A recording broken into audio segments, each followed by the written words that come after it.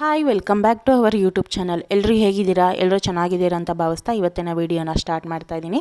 ಇದು ಭಾನುವಾರ, ಸೋಮವಾರ, ಮಂಗಳವಾರ, ಬುಧವಾರ ಈ 4 ದಿನದ ವೀಡಿಯೋ ಆಗಿರುತ್ತೆ.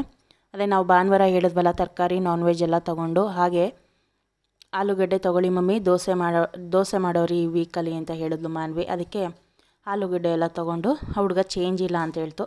ಆಲೂಗಡ್ಡೆನೂ ನನಗೆ ಕೊಟ್ಬಿಟ್ಟು ಚೇಂಜು ಏನೋ ದುಡ್ಡು ನನಗೆ ಕೊಟ್ಬಿಟ್ಟು ಆಮೇಲೆ ತಂದ್ಕೊಡಿ ಅಕ್ಕ ಅಂತ ಹೇಳ್ದ.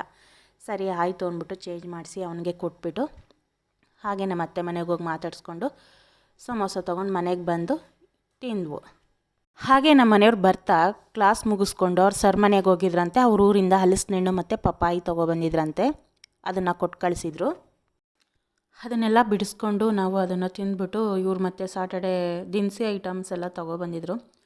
ಅದನ್ನೆಲ್ಲ ಬಾಕ್ಸ್ಗೆಲ್ಲ ಸ್ಟೋರೇಜ್ ಮಾಡಿಬಿಟ್ಟು ನೆಕ್ಸ್ಟು ನಾವು ಮಂಡೇ ವ್ಲಾಗ್ನ ಸ್ಟಾರ್ಟ್ ಮಾಡ್ತಾಯಿದ್ದೀನಿ. ನಮ್ಮ ಮಗಳದು ಬರ್ಡೇ ಇತ್ತು June 24. ಅದರಿಂದ ನಾವು ಬಟ್ಟೆ ತೊಗೊಬರೋಣ ಅಂದ್ಬಿಟ್ಟು ಇಲ್ಲೇ ಹತ್ತಿರದಲ್ಲಿರೋ ಶಾಪ್ಗೆ ಹೋಗ್ತಾಯಿದ್ದೀವಿ. ಅವಳು ನೋಡ್ತಾಯಿದ್ಲು ಡ್ರೆಸ್ಗಳನ್ನ. ಇಷ್ಟ ಆಗ್ತಾಯಿತ್ತು ಅವಳಿಗೂ ಡ್ರೆಸ್ಗಳು. ಹಾಗೆ ನಾನೊಂದು ಕ್ಲಿಪ್ಪಿಂಗ್ ತಗೊಂಡು ಮತ್ತೆ ಇದು ಟ್ಯೂಸ್ಡೇದು ಕಂಟಿನ್ಯೂ ವ್ಲಾಗು. ಅಂದರೆ ಹಪ್ಪಳ ಕರೆದಿದ್ದೆ, ಒಂದು ಎಣ್ಣೆನ ಹಾಗೆ ಇಟ್ಬಿಟ್ಟಿದೆ. ಆ ಎಣ್ಣೆ ಎಲ್ಲ ಅಡುಗೆ ಮನೆಯಲ್ಲೆಲ್ಲ ಚೆಲ್ಲೋಗ್ಬಿಟ್ಟಿತ್ತು. ತರಕಾರಿ ಸ್ಟ್ಯಾಂಡ್ ಮೇಲಂತೂ ಫುಲ್ ಚೆಲ್ಲೋಗ್ಬಿಟ್ಟಿತ್ತು. ಅದನ್ನೆಲ್ಲ ಕ್ಲೀನ್ ಮಾಡಿಬಿಟ್ಟು ಅಯ್ಯೋ ಉಜ್ಜಿ ತಿಕ್ಕಿ ಮಾಡೋ ಅಷ್ಟರಲ್ಲೇ ಸಾಕಾಗ್ಬಿಡ್ತು. ಎಣ್ಣೆ ಅಂತೂ ಚೆಲ್ಲಬಾರ್ದಪ್ಪ, ಅಡುಗೆ ಎಣ್ಣೆ. ಆಮೇಲೆ ನಾವು ಸಂಜೆ ಸರಿ ಇವಳು ಇಯರಿಂಗ್ಸ್ ಅದು ಇದು ತೊಗೋಬೇಕು ಮಮ್ಮಿ ಅಂತ ಬ್ಯಾಂಗಲ್ ಸ್ಟೋರಿಗೆ ಕರ್ಕೊಂಡು ಹೋದ್ಲು. ಬಟ್ ಅಲ್ಲೇನಾಯಿತು ಅಂದರೆ ಆರ್ಟಿಫಿಷಿಯಲ್ ಇಯರಿಂಗ್ಸ್ ಟ್ರೈ ಮಾಡೋದಕ್ಕೋಗಿ ಗೋಲ್ಡ್ ಓಲೆನ ತೆಗೆದಿಟ್ಬಿಟ್ಟು ಟ್ರೈ ಮಾಡ್ತಾಯಿದ್ಲು.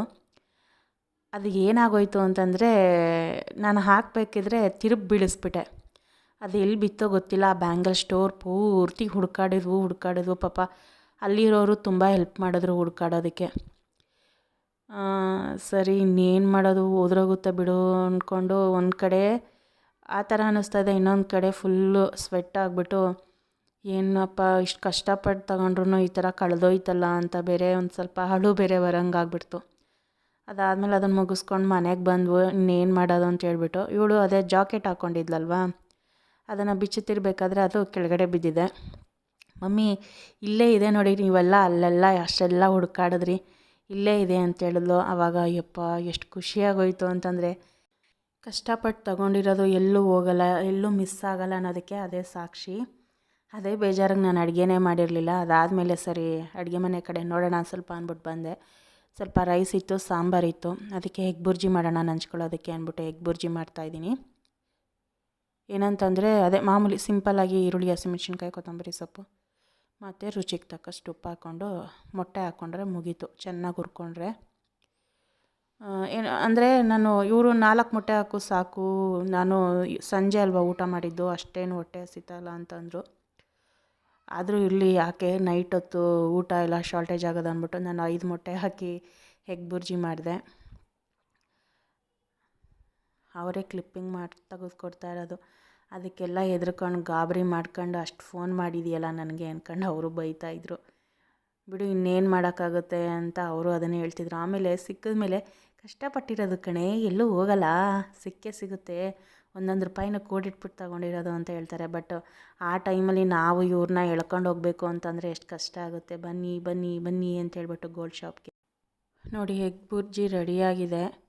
ಇನ್ನೇನು ಊಟ ಮಾಡೋಣ ಅಂತ ಹೇಳ್ಬಿಟ್ಟು ನೋಡಿ ಸಾಂಬಾರು ಇಷ್ಟೇ ಸ್ವಲ್ಪನೇ ಇದೆ.